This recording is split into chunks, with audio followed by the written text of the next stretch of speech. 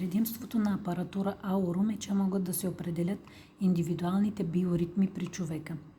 В дадения случай всичко, което е розово и сочи надолу, това са неблагоприятни дни, а в зелено това са благоприятни дни.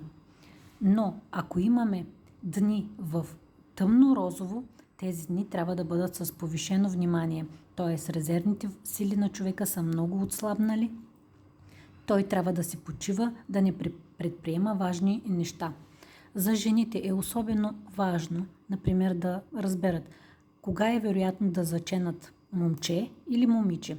Тази програма дава възможност да се видят конкретно дните. Ето, например, 17 декември. Вероятността да се зачене момиче е голяма. На 23 януари вероятността да се зачене момче е голяма. Програмата дава възможност също така да се определи нивото на интоксикация и натовареност на организма. Спектъра не трябва да бъде повече от 3.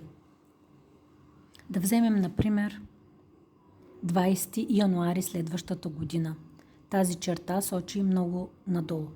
Нека да видим какъв е този ден.